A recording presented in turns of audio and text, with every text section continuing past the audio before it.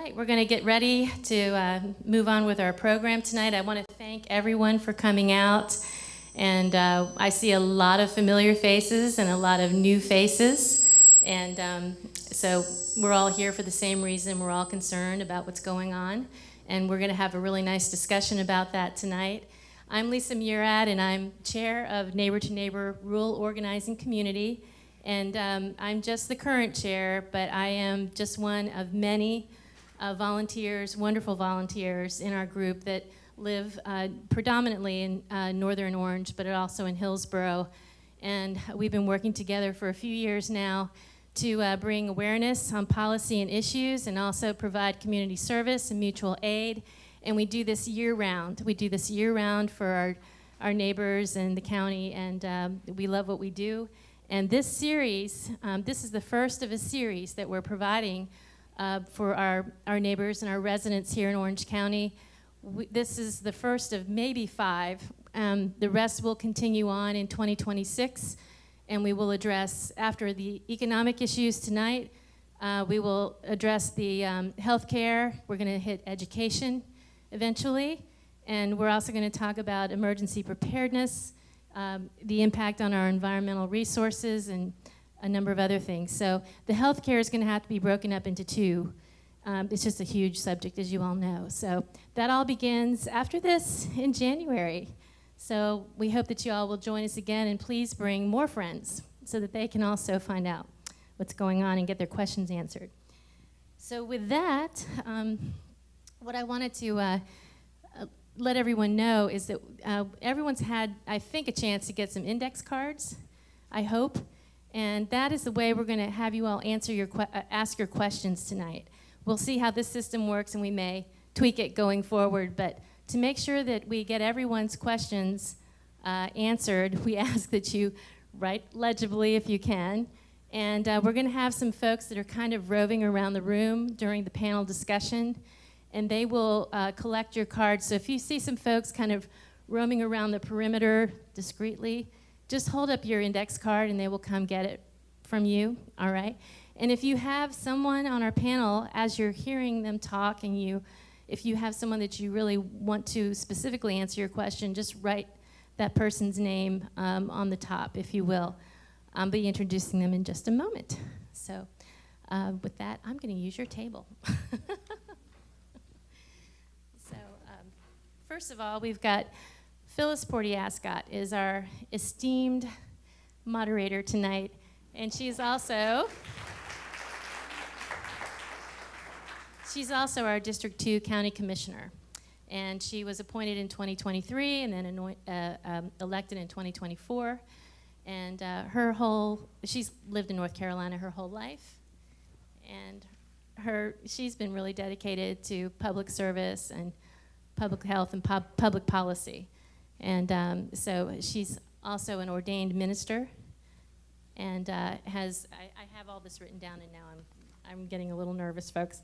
So, but we are really excited to have Phyllis with us tonight, and she's got such a background. She's also the owner of PPA Properties, and so she brings to us, she's a business owner, she's also working for the county. She's had so much, experience with our folks and around the eastern North Carolina as well in public policy. So with that, I'm going to introduce our panel, our wonderful panel tonight that's here, and we have Sally Green, who is also our county commissioner at large. And we also have Bob Conrad, and Bob he actually founded Concerned Carolinians, if I'm correct. Right, and is also Associate Professor Emeritus. Excuse me, I'm so sorry. He's also Emeritus of Public Policy of Economics at Duke Sanford School of Public Policy. And then we also have Kamal Ball on the end. And Kamal is the founder and owner of Sankofa Farms. And then we also have Daniel Ayers, who is the founder and host of the Down Home Holler on public policy. So with that, I'm going to cast this to Phyllis.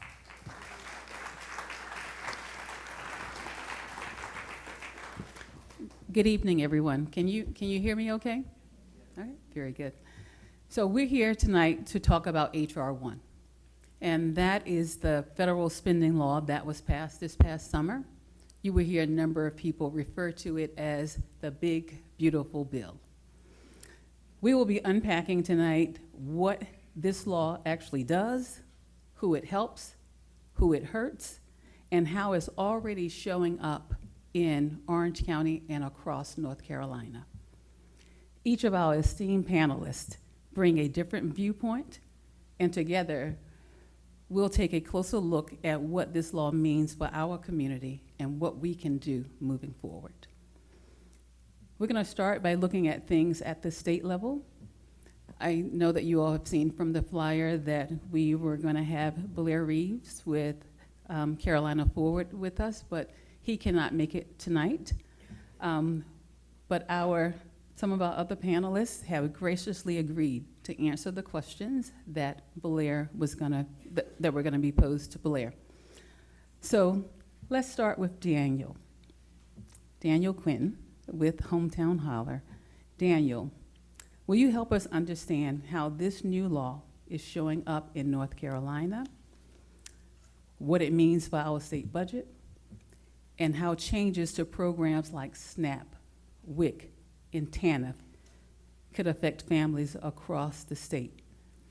For anyone who may not know, SNAP is the Supplemental Nutrition Assistance Program. WIC is Women, Infant, and Children, and TANF is Temporary Assistance for Needy Families. All programs that help families put food on their tables and make their ends meet. So Daniel, before you dive in though, could you share a little bit about your background and your work with Hometown Holler and how it connects with our discussion tonight? Sure. Welcome, everybody. Thank you all for having me. Just quick show of hands, how many folks are familiar with the Hometown Holler? Just curious. Wow. Cool. Okay. Well, for the uninitiated, that's wonderful. Yeah, thanks. Yeah. For the uninitiated, the Hometown Holler is North Carolina's #1 state politics podcast. It was launched at my kitchen table on New Year's Day of 2024.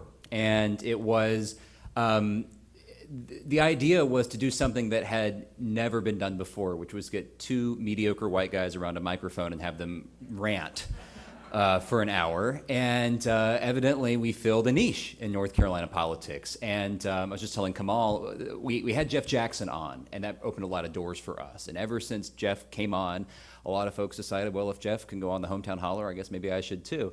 And today, I sit before you. We have a ever-growing platform with over 120,000 followers across platforms. We were just in Raleigh last week getting content. That content has now gotten almost 7 million views across social media. So what we do as the Hometown Holler, we are a podcast, but more fundamental than that, we're trying to make state politics interesting and accessible and possible. We're trying to bring Raleigh to people, because a lot of folks can't make it to Raleigh. So we're trying to make state politics something people want to do, as opposed to something people try to avoid doing. Or as my grandmother would say, we're trying to put the hay where the goats can get to it. So that's a little bit about the Hometown Holler and what we do. Yeah, and does that answer your intro question? Yes, Okay. It does. Thank you so much for sharing your background. With this new federal spending law shifting how these programs are funded and managed, what impacts do you think North Carolina families will feel most, and what can the state do to help cushion those effects? So the biggest thing materially I think that North Carolina is going to see, there are going to be folks living in communities that today have a functioning hospital. That will not be the case. I don't know when those hospitals will close specifically, but there are hospitals that are open today in places like Siler City, down east. I was just driving the other day through Robeson County. Those healthcare facilities are going to lose funding and they're going to close. That will have impacts on everything from preventative care to nutrition assistance. 660,000 North Carolinians have gotten health care since we expanded Medicaid. Folks who previously could not see a doctor have now seen a doctor. That is about to be taken away from them. And the reason for that is because as a condition to expanding Medicaid in North Carolina, the General Assembly, negotiating with Governor Cooper, said, okay, we'll expand Medicaid, but if the federal government adjusts its commitment to Medicaid, the federal government is covering 90% of Medicaid expansion costs. If that number changes, even down to 89%, Medicaid expansion is going to be terminated. And so that is what we are facing, is the termination of Medicaid expansion, hundreds of thousands of people losing health care. I'm especially concerned about this for our military families. On the podcast, we just had a conversation with two advocates for military families, Maria Donnelly and Katie Stevick. If you're unfamiliar with them, they run the Military Families Foundation. It's an incredible organization, and I learned that at Fort Bragg, 30% of military families worry that they will run out of money, they will run out of food before their next paycheck hits. That number is going to grow as a result of these policies. Now, what can the General Assembly do? And I say the General Assembly, I know we have Josh Stein in Raleigh. North Carolina has one of the weakest governorships in the country. Our governor lacks a lot of powers that other state constitutions give to the governor. A line item veto is one example of that. It's much easier in North Carolina to override a governor's veto than it is in other states. So it really comes down to the General Assembly. And what the General Assembly can do and what the General Assembly will do is the difference between hello, darling, and you dirty bastard. If the General Assembly is not going to pass a budget this year. So I don't know what we could reasonably expect the General Assembly to do to step into the void and assist the families who are going to be impacted by these policies. And I want to be conscious of my time. So I'm gonna wrap up by saying that I did just see today, and some of you may have seen this as well, that Attorney General Jeff Jackson is suing the administration, not over the bill we're here to talk about, but over the termination of nutrition assistance, grocery assistance, suing on behalf of the 1.5 million North Carolinians who are looking to maybe not have food over the holidays, and half of that number being children. So while options are limited, I think we are fortunate to have advocates in positions of power like Jeff Jackson, who have this year racked up an impressive record against the Trump administration. And I'll stop there. Thank you. Thank you. Daniel. So this next question is for either Bob or Sally. Can either of you help us understand how the state is adjusting to these changes and what might be some of the challenges or trade-offs the lawmakers in Raleigh are facing? Can you also answer that? But if Sally, if that's going to be you, I just asked that if you could tell us a little bit about your background as an attorney, community advocate, and your work on the Board of Commissioners. Okay. Sure. Thank you, Phyllis. And first, welcome to you all to our home, Phyllis and my home, and also Marilyn Carter, Commissioner, who is with us today. It would be nice to see this many people at a county commission meeting, at least when people aren't so mad at us that that's why they're here. So thank you all for being here. I'm an attorney, an independent scholar, and I've spent the better part of the last 22 years in local public office. I began as a Chapel Hill Town Council member in 2003, and this is my second term on the Board of Commissioners. And the through line for me of all those years of public service has been really to work on issues like housing and support for the unhoused and people in the criminal justice system and all the kinds of people issues that really the county deals with and that we're here to talk about today. So that's kind of the background I bring. The question was? I was going to answer. Yes. Yes, so I want to pick up on where Daniel was with what the state can do and what the state will do. I, too, listened to the press conference that Jeff Jackson gave earlier today, and one of the people that he had on the stage with him was the chief of staff for the DSS chair, and what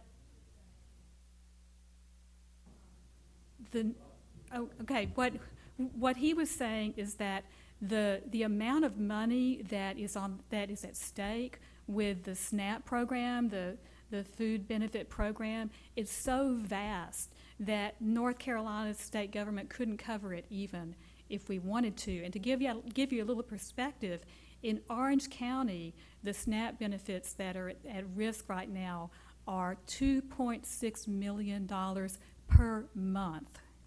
Per month. There is no way our budget could cover that. So what really is, and so I'm proud of our Attorney General for joining with about, I think, 24 other states to sue the government over what's happening here. And what's happening is the USDA, who administers the SNAP program, they have like $6 billion in contingency reserve funds right now for emergencies. And as of September 30th, they were saying they could use it for the SNAP benefits starting November 1st when they're going to run out. But just a few days ago, they said, oh no, we're not permitted to do that. And so that's what's at stake right now, and that's what our Attorney General and other states are suing over. Very good. Thank you, Sally. Bob, I'm wondering if you might be able to share with us how H.R. 1 influences access to affordable child care. Does it or does it not? And also health care across the state. But before you answer, if you could also share with us a little bit about your background, too. Excuse me. I'm Bob Conrad. I taught at Duke on and off, coming back and forth for more than 40 years. I'm an economist who does tax policy, and even though I was a professor at Duke, I spent a significant part of my adult life on airplanes, traveling back and forth between the United States and more than 50 countries, where I worked on reforming tax systems and general economic reform. I started in 1978 with the working on the Indonesian production sharing contracts, and most notably, in 1992, I was asked by the U.S. Treasury to establish a program for all of Central and Eastern Europe, because at that point, with the liberalization of Eastern Europe, they didn't know how to have a market-oriented tax system, and so they asked me to put together a program to give advice to those 14 countries. And once we moved back, we moved to Paris, and I commuted between Paris and those 14 countries. And since coming back, I worked in any number of countries: Ukraine, Myanmar, Nigeria, Moldova, just basically all over the world. So is that sufficient? Yes, Okay. thank you. Okay. Let me just ask a question. Would you like for me to answer that specific question now, or to discuss what the bill says?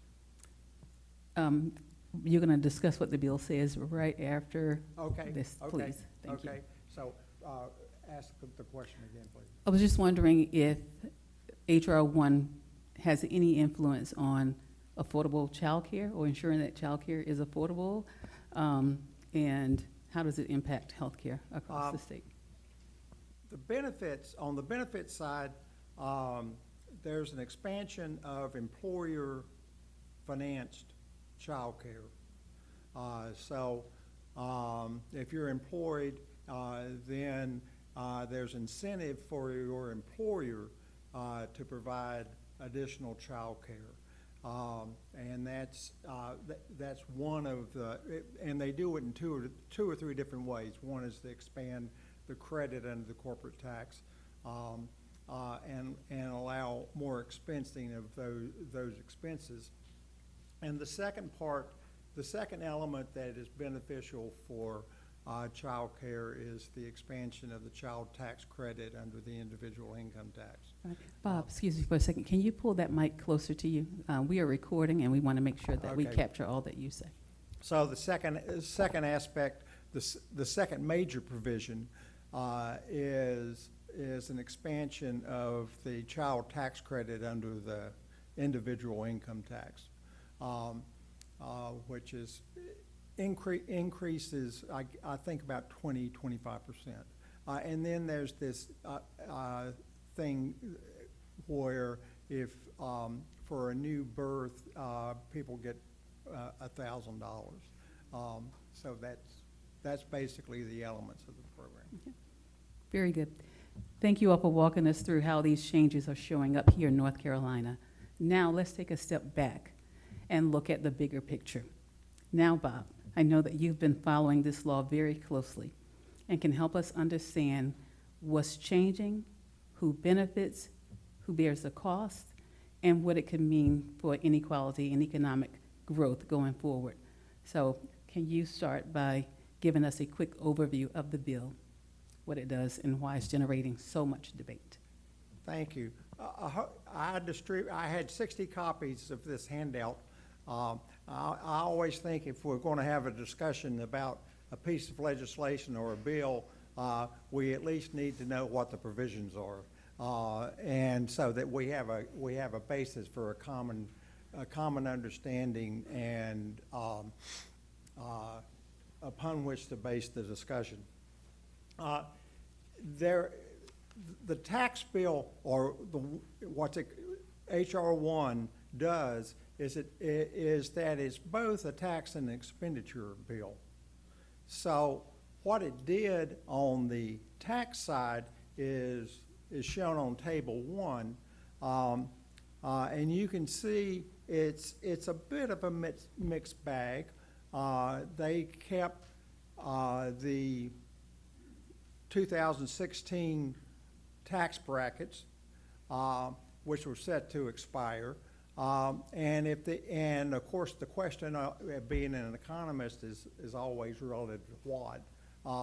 And if the bill had been expired, if the 2016 rates had expired, then there would have not much happened at the low end of the income distribution, but at the high end of the income distribution, the maximum marginal rate would have gone from 37% to 39%, which is a 2% change in the maximum rate, highest maximum rate. Now, you may think that is only 2%, but if they increased the tax rate on the highest bracket from 37 to 39 over the 10-year period, that would have financed all the cuts in Medicaid. So it gives you an idea of how that marginal rate for going up the income distribution has a potential impact. There are these Trump accounts. We can discuss those types of things, and then there's this stuff about people tax exemptions on tips, which I will be frank and say that's a gimmick. It's a pure gimmick. I can go to my employer tomorrow and say, I'm no longer an employee. Give me tips. It all depends on the definition, right? Everything depends on the definitions. And the Congress has not, at this point, there's been no regulations issued, and so we just don't know how strongly or how weakly the application of those types of incentives are. There's, of course, the biggest expenditure increase is for both military and for Homeland Security.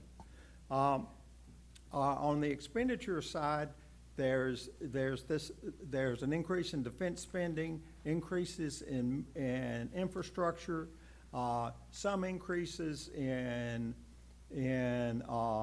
veterans health care. They're changing the block grants for Medicaid, but even though they've expanded the dollar amount, the dollar amount is less than what would have happened if they hadn't passed the bill, which is one of the reasons for this predicted contraction in Medicaid. There's some things for agriculture. You know, there's your usual breadbasket of things in the bill. And then, of course, you know, public safety and security.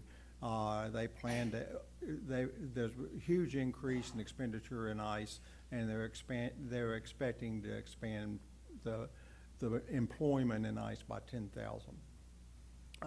So the overall effects, I'm sure if you read the newspapers at all, you have some information about what the effects are.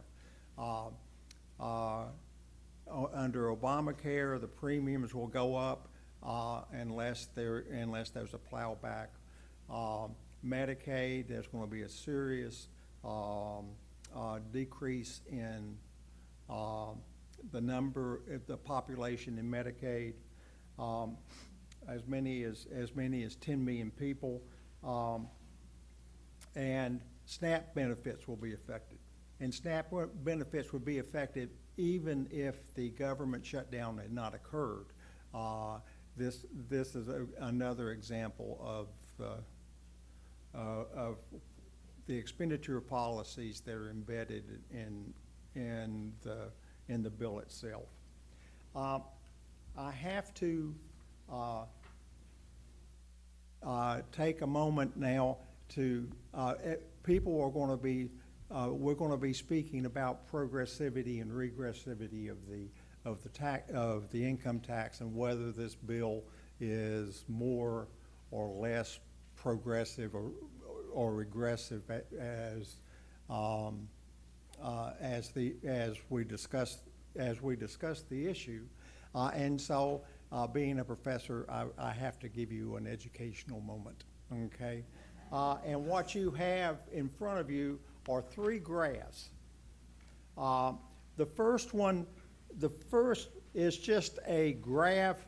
As income goes up, tax payments go up. That's what happens when you have even a proportional tax system.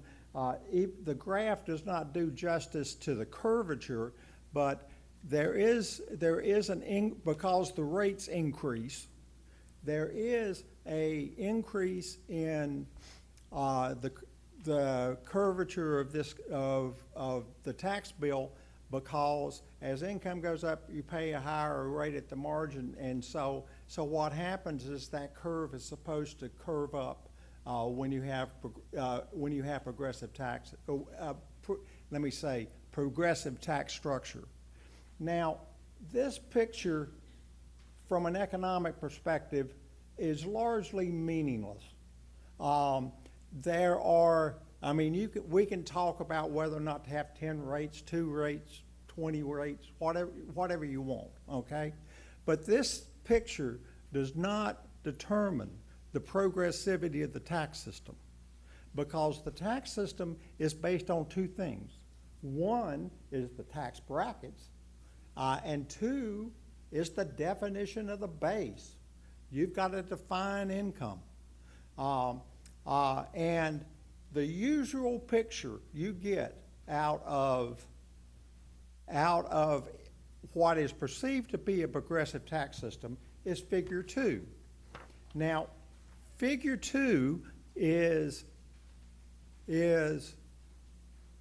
a representation of of Trump's tax bill, where income is measured fully, supposedly, is measured fully, and so this curve is total taxes paid divided by income.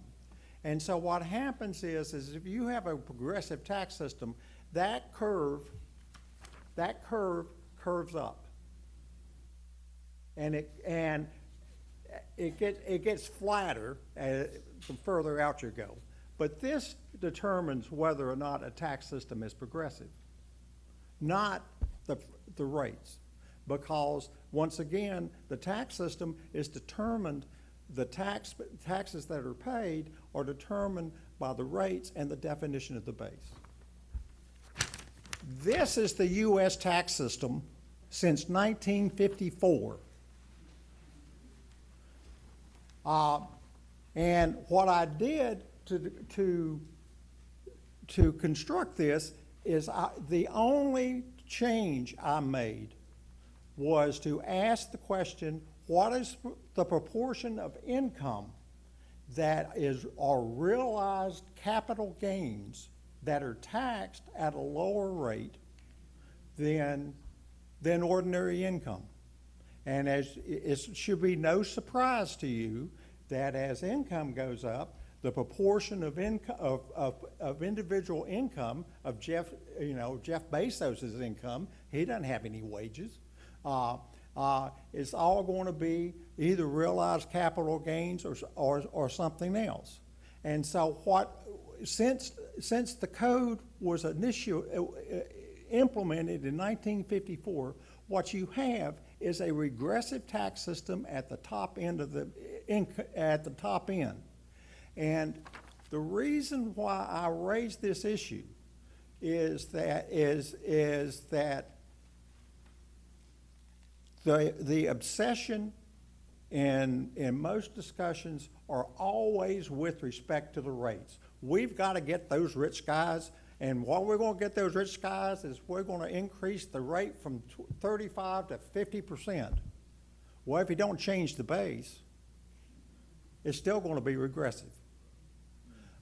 And so one of the things I want you to think about tonight and in the future is to begin to think about what income is and why it's so important to talk about how the income tax base is measured. Thank you. Very good. Thank you so much, Bob, for that lesson. Now we're going to look at things at the local level. And so Commissioner Sally Green is here, and she's going to share what the county is doing to help local residents and explain what local governments can realistically do to help cushion the impact of these changes, if any.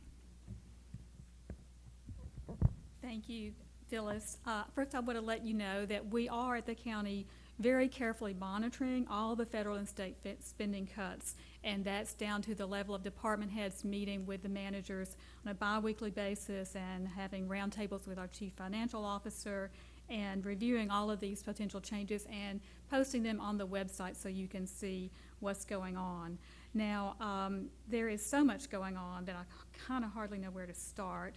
I will say, in response to what Bob just said about the child care credits, that's good if you make money, but there are a lot of folks who are at such low income levels that they need subsidies for child care, and the county does spend federal money to subsidize child care.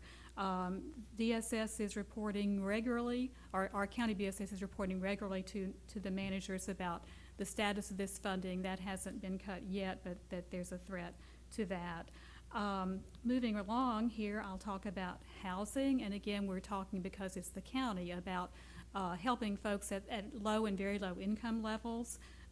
Our manager last year started a low barrier housing workshop that meets monthly to identify properties and programs and land that can support this priority need. The human services departments include housing, DSS, the Criminal Justice Resource Division, health, aging, child support, and libraries. They meet regularly to share information and talk about priorities. Phyllis and others mentioned TANF and WIC and these other programs. WIC benefits are thankfully administered, are not in danger right now. They're administered by Orange County Piedmont Health Services, and we're told that Piedmont is committed to ensuring that they continue even if cuts occur. For TANF, and that's temporary assistance to needy families, or called Work First in North Carolina.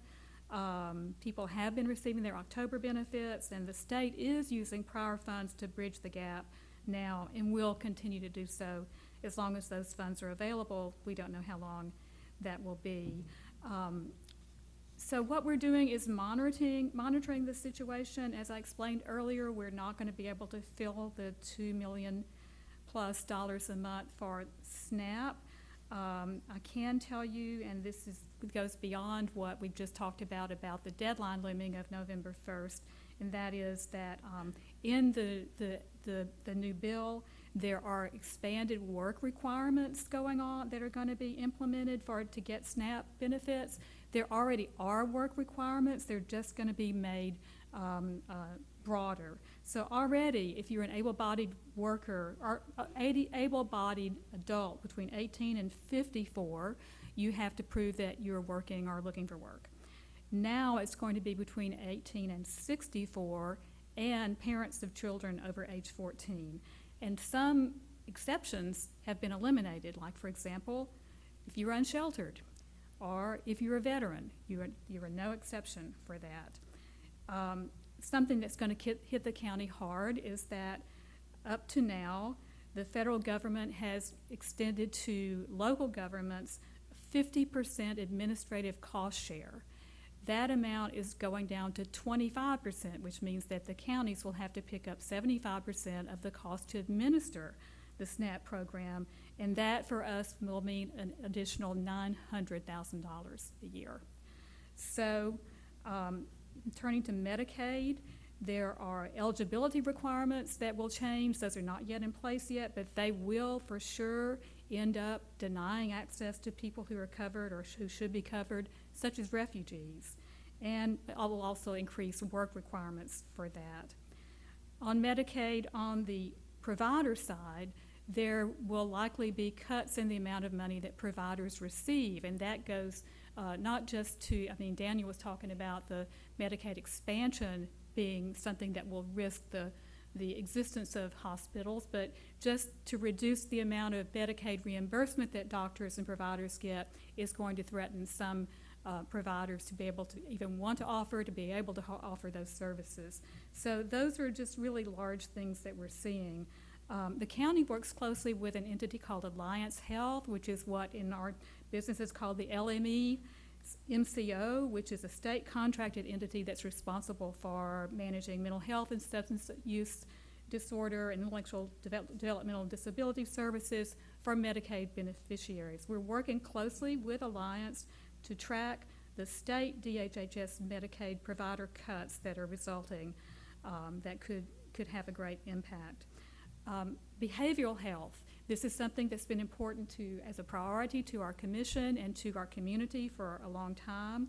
I am happy to restate that we are committed to building a behavioral health center in Orange County, and that will help us divert people from emergency departments and from detention centers and jails. But this too will involve a lot of resources. So we're working to try to make sure we can implement that program. So those are, I guess the bottom line is there's a lot of need, and this bill goes a long way toward defunding the things that we need to do. Very good. Thank you, Sally. As we're out and about talking to folks, it has come up that folks say, well, why can't the county just partner with municipalities or other community organizations to fill in the gaps? So Yeah, I'm just wondering if you could speak to that. And we can, and we do. And I think the response that the community gave to the terrible incident of the storm Chantal this summer showed us that we work well to respond to emergencies. We also welcome and really depend on partnerships with our nonprofits like OCIM and IFC and all the food banks. And Pam, is this the time when you're going to talk about the resource list, or do you want to save that for later? Okay. Okay. So the quick answer is we very much are interested in partnering with local other municipalities and with community organizations because, we really have to. As I mentioned, it's really the bucket we have to fill is far larger than even the resources we have together, but we've got to start somewhere, and so all of these partnerships are critically important. Very good. One final question, Sally. For residents who are concerned about rising costs and shrinking resources, what can they do to stay informed and to have their voices heard at the local level in decision-making? Absolutely. You can come to this room when we meet every couple of weeks. You can check in with the Orange County website. We are pushing things out on social media, and we will continue to do that as things change. You can talk to your neighbors who are not on the internet. You can stay involved with your local nonprofits. We are sending out messages regularly to our folks who are enrolled in programs like SNAP so that they are up to date on what we have. But we are trying our best to get the word out through all of the channels that are available to us, and we'd appreciate your help. Very good. Thank you, Sally. We've talked about policy and planning, and now let's look at how it plays out on the ground, especially in our food systems. Kamal has firsthand experience with the realities of farming, food access, and how federal changes ripple through our local food economy. So Kamal, before you get started though, can you talk to us a little bit about your background and the work that you do at Sankofa Farms? Yes, I can. Good evening, everybody. I'm Kamal Bell. I'm I guess technically a first-generation farmer, just depending on how you classify the term. I live in Durham, but commute to Cedar Grove every day to run Sankofa Farms. And it's a farm we started in 2016 with the hopes of getting people who are affected by food insecurity access to healthy food. But as we started our work, we started to see a lot of intersections or other components that created the issue we were trying to address. So it was a policy issue, land loss, economic, education, all these different issues. So we tried to build our model to address all these different things. So I'm also a former school teacher. So one of the things that I did, I started an agricultural program for at-risk black boys, and I would drive them from Durham and bring them all the way to Orange County. We started to work and build out the farm. We were initially relying on grants at the beginning to build out the farm and the infrastructure, but since then we've built the farm to generate a good amount of revenue so we can sustain it ourselves. We also have a Airbnb experience. We've gotten a lot of press at the farm. We've done a commercial with AT&T. We have a children's book out called Akeem Keeps Bees, and Akeem is actually here in the front row. We work with Table, Weaver Street Cooperative, Tallgrass Food Box in Durham, Communities in Partnership in Durham, just to help us with the distribution of our products. We grow all year round. We have greenhouses at the farm. So right now we have in collards, kale, chard, parsley, celery, and lettuce at the farm. We do tomatoes, peppers, watermelon, squash, zucchini, cilantro. We can go on the list. We do a lot of specialty crops at the farm. And our goal is to get the food out into the communities of Durham and Orange County. Very good. Thank you. So Kamal, will you share how this bill impacts local farmers and local food producers? Yes, the bill, from my perspective, is largely centered around big ag. So I don't see a lot of benefits for medium and small farmers. I think for me, I have to look at it then as an opportunity then to advocate and to push objectives I would want to see forward. I do think that the walkbacks on the climate piece are kind of like eye-opening to me, just because just by farming here the last, going on 10 years, the winters are getting warmer and wetter, and it's a huge difference from what initially transpired when we first moved out here. With us also being beekeepers, I've seen the effect that has had on the bees. So just to see like the walkbacks with the climate piece kind of raised my attention. As far as our funding piece, I know that there are tax breaks for ag lending, but historically, like my experience, we had a bout with the USDA. I originally got denied my farm, so I had to appeal it, and we did benefit from the Inflation Reduction Act with payments being out to farmers who were disenfranchised technically or disadvantaged.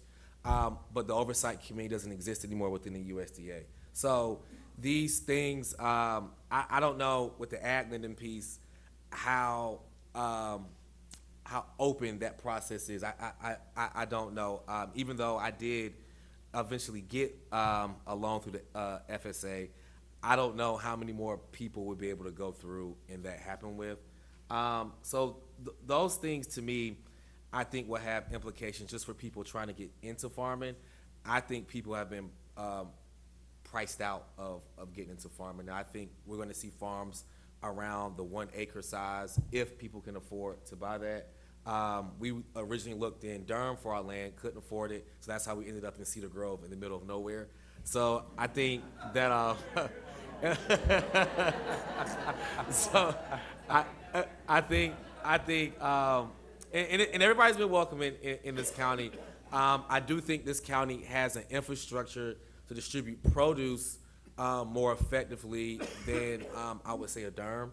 There are more resources here. There's more like meetings like this and people organizing together. So I think that there are opportunities here, but I think just as far as input costs, and then there's a agricultural reinvestment fund here. So they're just things. I think Durham just started a program, but I just think that this county will fare a little bit better than the Durham would just as far as food access, just from what I've seen in the infrastructure that I've seen there. And then also there are a lot of growers here who work in communities. So I can call different farmers and receive input or help with what we're doing. So I do think the effects of the bill will be a little bit different here than it would a Durham. Very good. What impacts, though, could the law have on food affordability for low-income residents? So when I'm working with organizations, depending on what, like if it's a food pantry or a distribution, just depending on what it is, I am seeing a interesting trend where a lot of the items in food pantries are like sugary and breaded, and there isn't, from the ones there isn't like a large availability to fresh food. So I need to do some digging on my own and talk to more people who are sourcing food to see exactly what the barrier is in fresh food. Is it just like an access piece? But a lot of people that I've been in community with will take fresh food if it's an option, but typically, unless it's around like a holiday, like collards and greens are really big, but day to day, because everything else that you're facing, you're not really thinking about cooking fresh food because of all the other issues that are going on. And I saw that a lot with the kids we were working with, where, I mean, they were at a farm, we would take food home, but like, there's so much more. So as we've been doing the work, we've kind of seen that fresh food doesn't really solve all of the issues, or any of the issues that people are going through.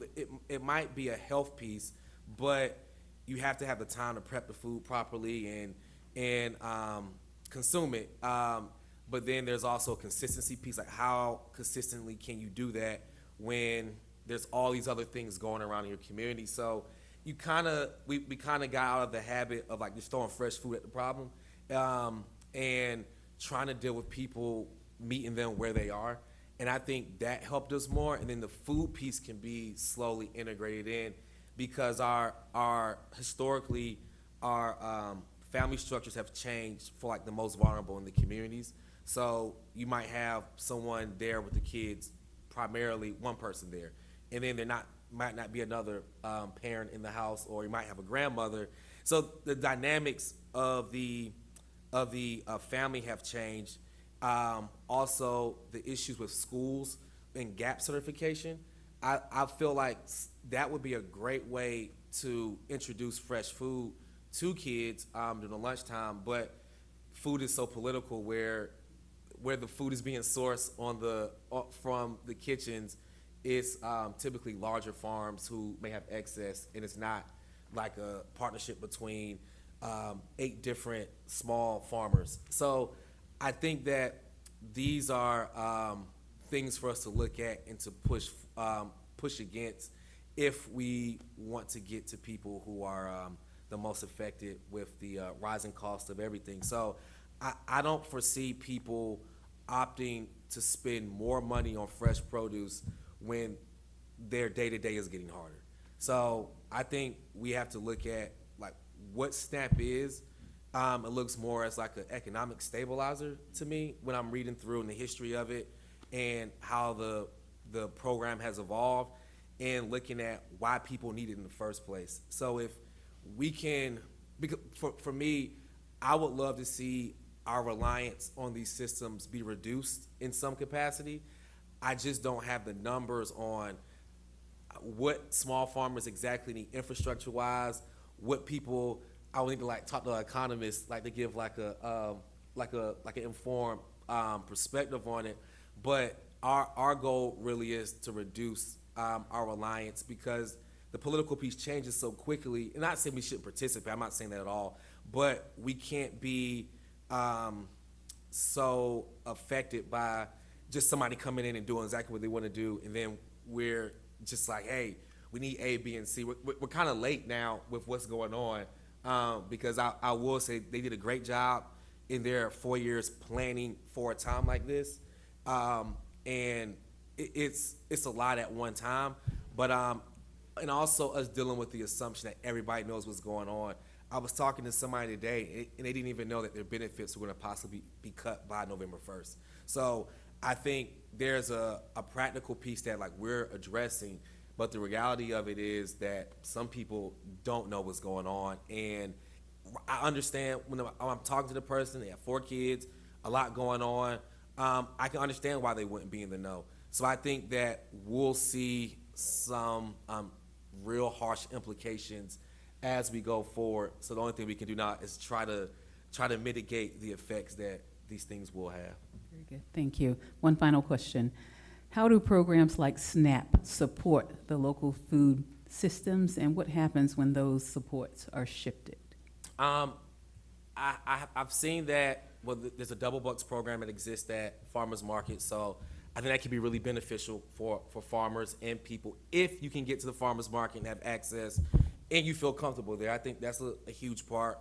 I think in the farmers market piece, and I was talking to somebody that was like really, really rich yesterday about this, and in highly dense areas, farmers markets might be more viable, but in an area where they're more spread out, I would say like a Durham, you might have the Durham farmers market, but everybody can't make it to downtown. And then there's a piece of everybody might not feel comfortable in that space. There's a lot going on. There are a lot of things that go on there. But also, and I think that's across the board with individuals, not just, I think that it's outside of race, honestly. Also, I do understand that for every one SNAP dollar that can generate like $1.50, like $1.80 in economic growth in a community. So I do think if the benefits are cut, we're going to see some farmers hurting, local businesses hurting a lot. I have noticed that I don't see like Walmart and like other large food outlets like mad about what's going on. I haven't seen that publicly. Maybe they handle that stuff on the back end, but it seems like they're aware and probably have adjusted to a time like this. I don't think small businesses are even close to doing that. I do see small farmers, if they've been building infrastructure, which is very difficult over the last 10, 11, 15 plus years, they can enter the market space and have a share, but you still dealing with people who can't afford it. So for us, what we tried to do, we tried to build our farm on a wholesale model, so we don't sell things directly at retail price. And our thought behind that was, when there is a time where people can afford healthy food, we've already built our model, a viable model on a wholesale price instead of a retail. So if we have to sell it at that price, we could still operate and grow the farm. It's been very difficult, but I think we're getting to a place where the structure is viable and can sustain itself. So, I mean, but I don't know. I don't know if I'll be saying it in a year from now. So we'll just see. Very good. Thank you so much, Camille, for sharing that. I want to back up for a moment. I know that a number of you have gotten Bob's handout, but a lot of you have not. So I've been asked to mention that we are going to take steps to make sure that the handout is available along with the recordings on the County Party's web YouTube channel. Okay? Thank you. Now, finally, after hearing about policy, economics, and local impact, we turn now to hear about what we can do to lessen the impact of these changes. Daniel, will you share how communities can stay connected, informed, and ready to act together? Yes, okay, so I started by asking folks for a show of hands when I first had the opportunity to talk, and now that I know that your arms work, we're going to do it again. How many folks in this room have at some point in the past month, in the past 30 days, posted or sent an email or had some kind of digital interaction talking about national level politics? Almost everyone in the room. What I would like to challenge everyone to do for the next month, and if you want to stretch it out to New Year's, that would be great too. Wouldn't stop you. Only talk about, only post about state level politics. That is where the persuasion universe is largest. That is where the need is largest. I was talking with a fella this summer, wealthy guy, gives to a lot of candidates, unaffiliated, gives to some Democrats, gives to some Republicans. We were talking about state level politics. We were talking about school vouchers. He said, I support them. He said, I think it's really important that low-income families have the same opportunities that wealthy families have to go to school. And I said, I agree. I absolutely agree. Do you think that schools that receive voucher funds, public dollars, should be held to the same standards as public schools? And he said, well, obviously, that's what's happening. And I said, well, that's not what's happening. I mean, I didn't say it quite like that, but we had a conversation. I know this guy, he knows me, we have a rapport. And then I said, I'm just curious, do you think there should be an income cap? So that if I'm making high six figures a year, should I be eligible? And he's like, well, again, obviously. And when we had this conversation and I was able to, reveal that the things that seem obvious aren't the case necessarily, blew his mind. And I think it's going to change how he opens his wallet when the next election rolls around. What I've discovered from doing the Hometown Holler, from communicating, we get DMs from every corner of the state. We get all kinds of emails. Folks are yearning to understand how our state works. They're yearning to know what happens in Raleigh and what does it mean. And some of the questions I get are, in fact, I was in a conversation one time about the State House with an individual. We were talking in person, and a little bit in the conversation, I realized that this sounds so silly, they thought the State House was the governor's mansion. State House, governor's mansion, it's not this person's fault. And what I mean by that is that our politicians have no incentive to educate us.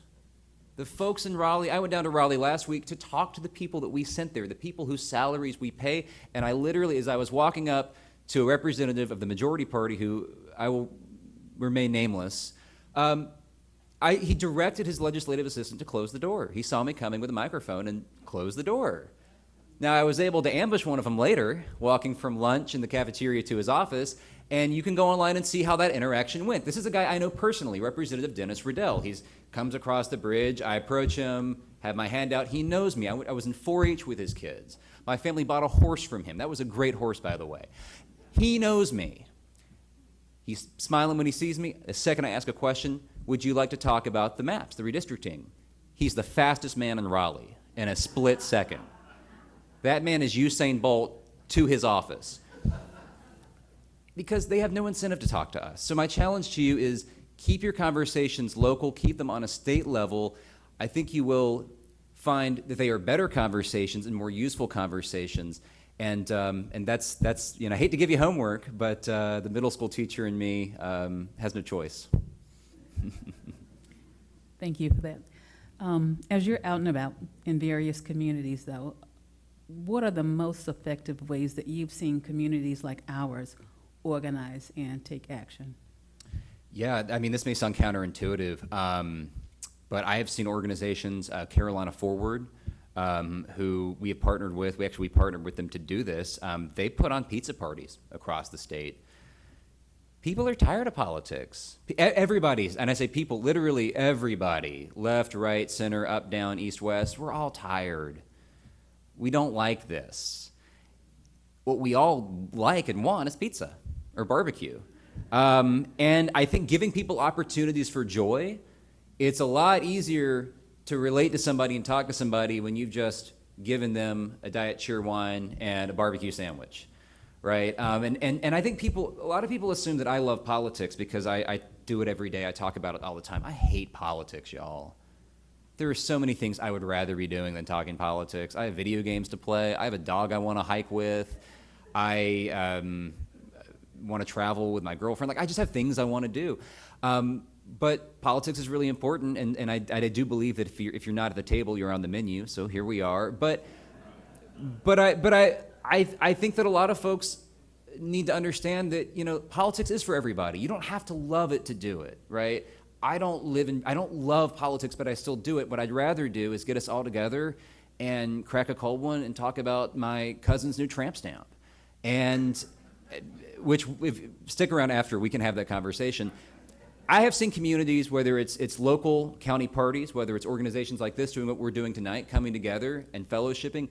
That's what is effective. That is what I have seen bring new people in and build bridges. And I think that is ultimately what's going to save us, is creating opportunities to literally and metaphorically refill each other's cups. Very good. Thank you so much. I appreciate that. So we've covered a lot of ground tonight, y'all, with the organizers' questions for the panelists, from national economics to local realities. Now, audience, it's your turn. I know that you've heard the instructions, that if you have a burning question for us, that you have written them down on the card. Yeah. And so we'll turn it over to Lynn. Hello. Good evening. Y'all okay? Yeah, okay, good. All right, so I've been tasked to ask the questions that you guys have written on the cards. So come on, this is for you. Okay, so pay attention. Food waste is extremely high in the U.S., about they say 740%. That doesn't sound right, but okay. Do you have any thoughts on how these current cuts may or may not help address the national food waste overall? I've been fortunate to have a lot of experience in agriculture, and I think the food waste piece is more related to how we view food, interact with it. I think enough food is produced, and I think there is data that shows that there's enough food produced for everyone, more than enough. It's just not allocated correctly or distributed correctly. So I think that like practically, if like we all learn how to compost, like that's you can romanticize the idea, but I think the real systems that need to be challenged is how food is allocated and our preference and our dietary habits around how we consume food. I think the convenience model has destroyed a lot of us in a way where we get hungry and then you think you can just go to an outlet like a fast food chain and get food. I think that convenience piece has destroyed how we interact with food, and then also having food always available to us, even though it may be out of season. So I think we have some work to do with challenging how we consume and our dietary habits. Thank you. Okay, next question. When would people lose Medicaid access who have been benefiting from this expansion since 2023? Who would like to answer that? Is that a Bob question? Or Sally or Daniel?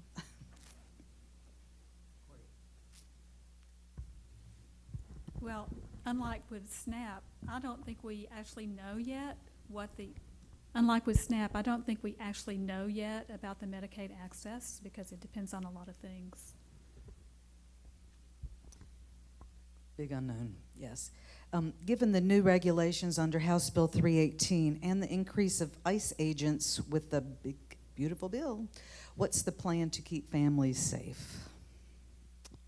Sounds like a good county commissioner question. What are you going to do for Orange County? Well, in part, it's a question for our sheriff, who's not here.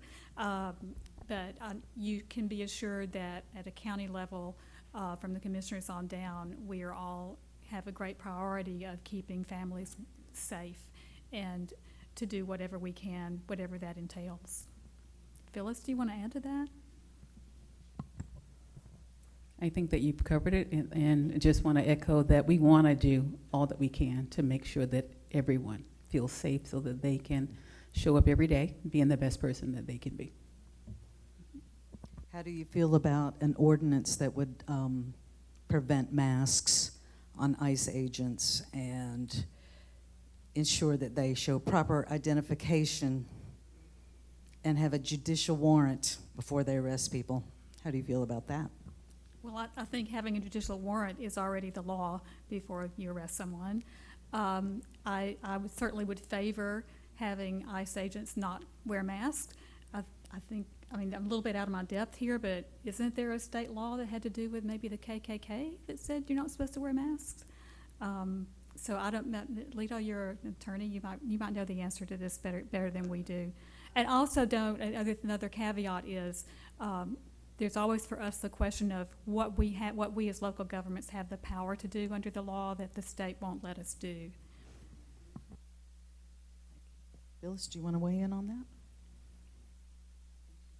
Okay, thank you. Daniel, this one's for you. Daniel mentioned hospitals closing. I've seen news about hospitals closing throughout the county and the whole country, some closings with very short notice. Have any NC hospitals closed or made a statement about closing? And are there any NC rules on the length of time or notice? This is going to be a very unsatisfying answer. I'm not sure. I'm unsure. And when I gave those remarks, I exhausted the depth of most of my understanding on that topic. I was pinch hitting for Blair, who I wish he could have been here tonight because that's like one of his hobby horses that he likes to ride, and he would have been able to totally deliver on that question.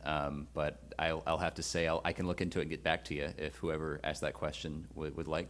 Yeah, I'd be happy to look into that, and we could hopefully get you some answers. Can I mention something, please?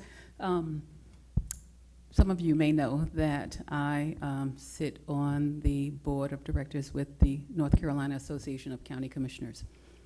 In our last board meeting 2 weeks ago in Beaufort, we had Josh Dobson, I believe is his name. He is CEO with a healthcare organization, a healthcare association. One of the things that he mentioned was that there are a number of hospitals that only operate with a 2% margin, profit margin.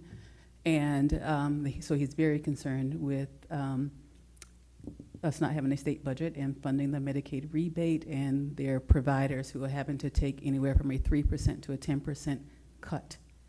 And so he's really concerned that there will be hospitals that will have to close. Thank you. So I think this one's for Kamal.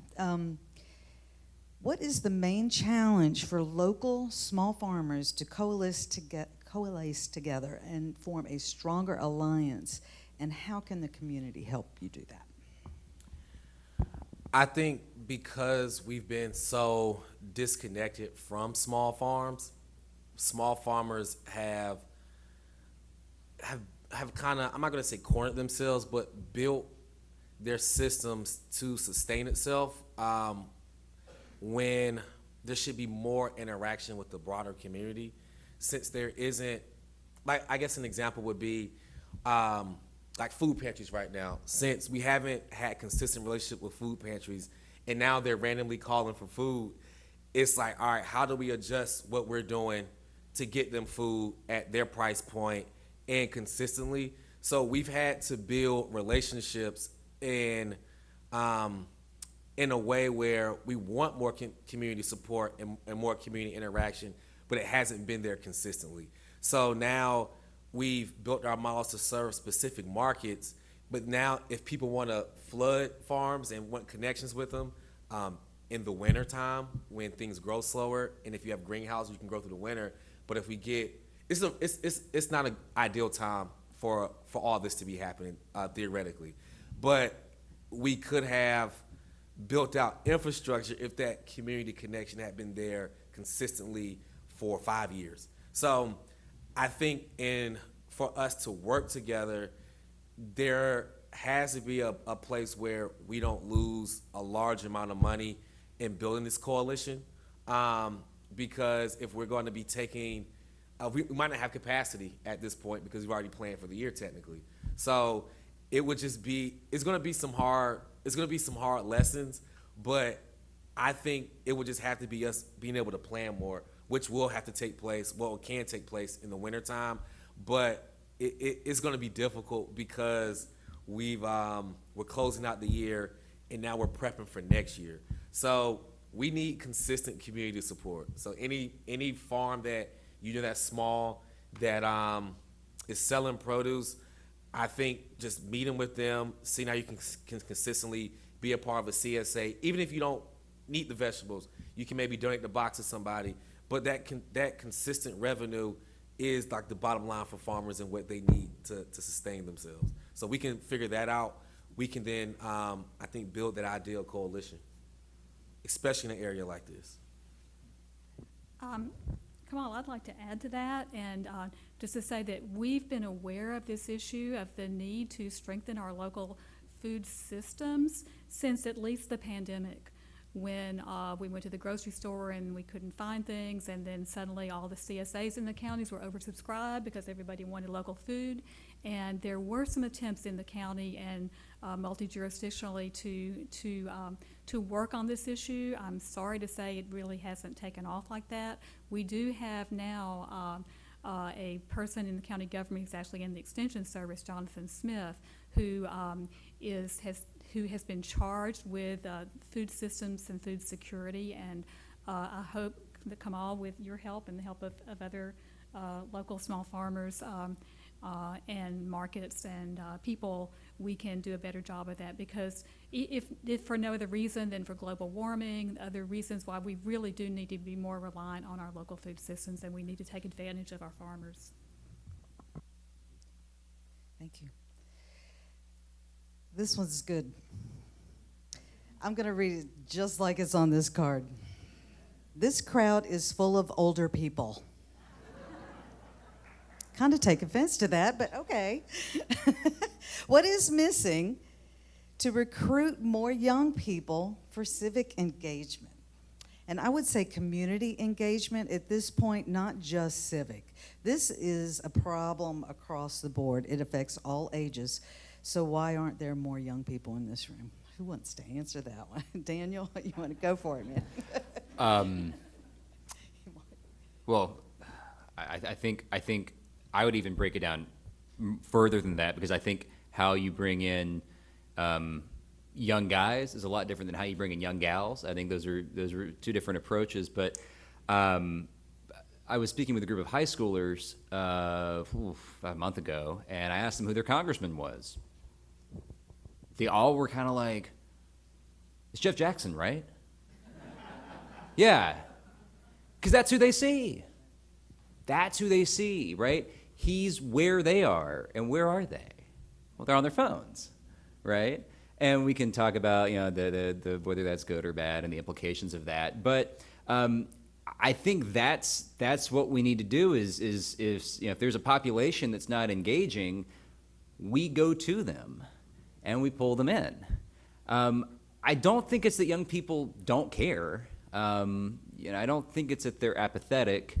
I don't even think it's that they're ignorant. I think it's that they're waiting for somebody to meet them where they are, and that's one of the things that I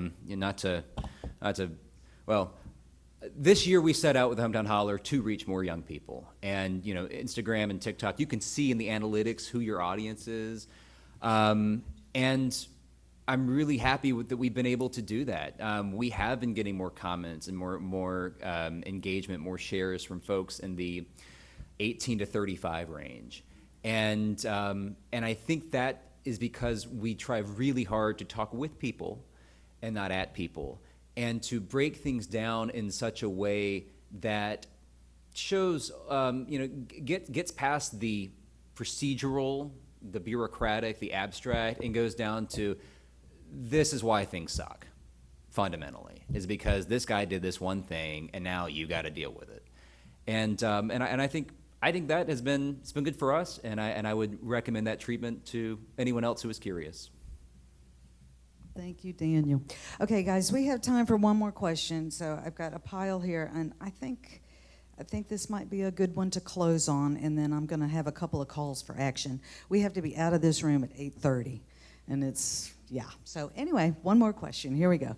In addition to this policy and nonprofit work to cover shortfalls, etc., are there organizations working to organize and build power among affected people themselves? So does anybody have any ideas on that? Kamal, go ahead. I think Table for NC does a really good job. I don't know how familiar everyone is with Table, but I think they have a lot of insight on how to build relationships with farmers in a respectable sense and an empowering way as well. I think they do a really good job at the mission piece and also meeting farmers where they are. So I think they could be a start in a system or in work like that. Great. Table is a great organization.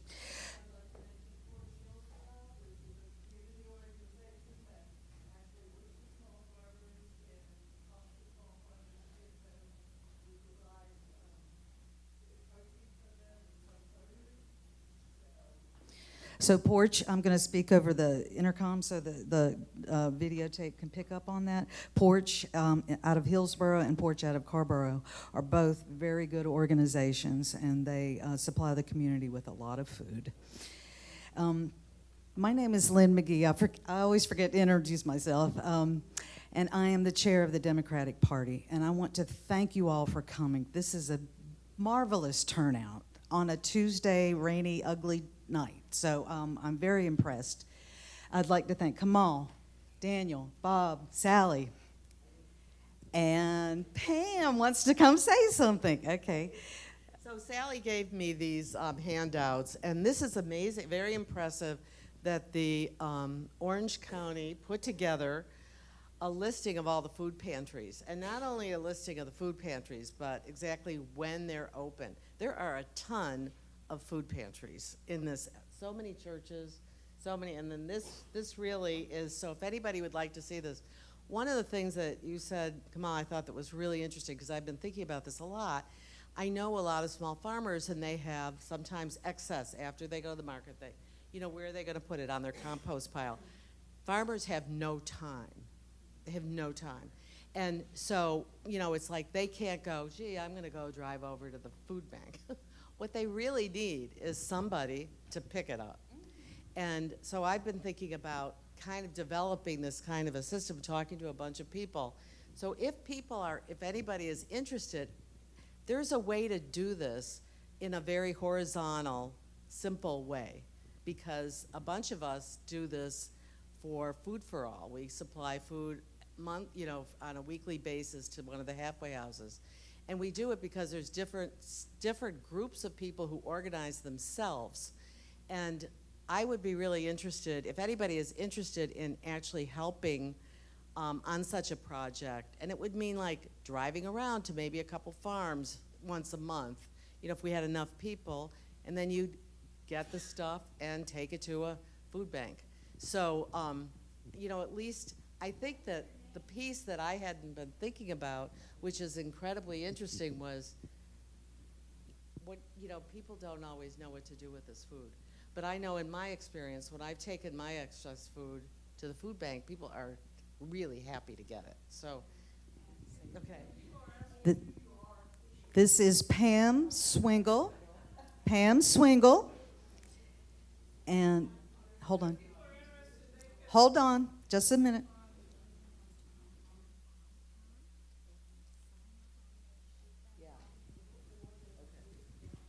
Okay, if anybody would like to help Pam, there's a sign-up sheet over here on the table. We need volunteers. Okay, so Pam, that's a great segue, thank you, into the Orange County countywide food drive that we are having right now. Guys, these pantries are out of food. Gloria Mears, stand up, Gloria. She is organizing the entire county-wide for the Democratic Party food drive. Y'all, it's critical. And I mean, we can't wait for 2 weeks to deliver food. We have to deliver food like tomorrow. Okay, these pantries are done. Yes. You have to, hold on, come up here. You can't, we're taping this, so you got to come on a microphone. Okay. So I called around to a bunch of the pantries when we were setting this up. They are empty. People working at the pantries are buying food to bring into work. That's what's happening. So let's help them. Thank you. If you would like to help with the Orange County food drive for the Democratic Party, this is who's hosting this tonight with the end-to-end neighbor-to-neighbor group. They are part of the Orange County Democratic Party. Contact your precinct leader. If you don't know who that is, you can write to me. My email is chair@orangedems.com. It's pretty easy. Or talk to Lisa, anybody here. We can get you, there are volunteer forms on that table. If you need help or would help us, we need your help, okay? These kids are hungry. Okay, and on November 1st, like you said, I think Daniel, you said, November 1st, it's over. And the school system, who's going to go see Mo talk tomorrow in Chapel Hill? Anybody going down to see Mo Green talk? You are going to be very surprised. He is extremely worried because the 10% budget that we get from the federal government, because of the shutdown, not because of the SNAP going away, because of the shutdown, we don't have that money to pay kids for the Title I school food. Okay, so in November 1st, it's over. And Mo doesn't know where he's gonna get the money because the state doesn't have it. Okay, so it's gonna fall on y'all's shoulders, the county, to help supply these foods. And guys, it's on us too, okay? So please, please, please think about food and think about the kids because that's most affected by all of this. Anyway, thank you guys. Thank you, Phyllis, for moderating. Thank you, Lisa, for organizing this. Lito, amazing people. Victoria, I'm going to miss a bunch of people. But anyway, thank you guys. Be safe out there. Take care.